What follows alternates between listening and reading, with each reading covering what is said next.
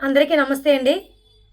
Anakapalli YSRCP party నియోజకవర్గ సమన్వయకర్త అయినటువంటి మలసాల భరతకుమారి గారి సూచనల మేరకు ప్రజెంట్ ఉన్న ప్రభుత్వంలో తల్లికి వందనం స్కీమ్ కింద ప్రతి బిడ్డకు తల్లికి ఎంతమంది బిడ్డలుంటే అంతమంది బిడ్డలకు చంద్రబాబు నాయుడు గారి మాటల్లో చెప్పాలంటే ఒక్కలుంటే ఒక్కలు, ఇద్దరుంటే ఇద్దరికి, ముగ్గురుంటే ముగ్గురుకు, నలుగురుంటే 60,000 రూపాయల చొప్పుని ఇస్తానని చెప్పేటువంటి ఈ యొక్క తల్లికి వందనం స్కీము ఈరోజు విఫలమైందని చెప్పాలి.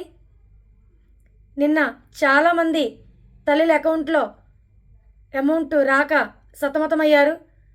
ఎలక్షన్ ముందు కేవలం ఓట్ల కోసం మాత్రమే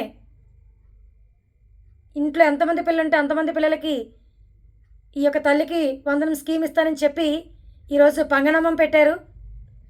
మేము ఈ యొక్క కూటమి ప్రభుత్వం ఒకటే అడుగుతున్నాం, మీరు ఎలక్షన్ ముందు ఎటువంటి ఆంక్షలు పెట్టలేదు, ఇంట్లో ఎంతమంది పిల్లలు ఉంటే అంతమంది పిల్లలకి ఇస్తానని చెప్పారు.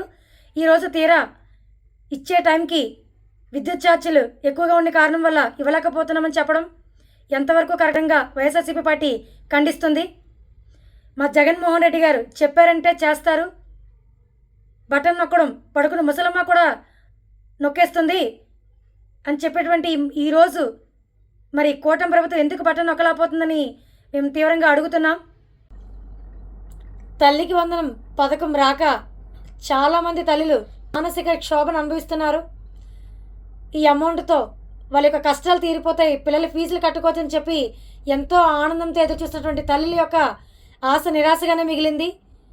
ఏదో పథకం ఇస్తానని చెప్పాం కదా అని చెప్పి తుత్తు మంత్రంగా 100 మందిలో 10 మందికి ఇచ్చేసామని చెప్పి చేతులు దులిపేసుకున్నటువంటి ఈ యొక్క కూటమి ప్రభుత్వాన్ని మేము తీవ్రంగా ఖండిస్తున్నాం.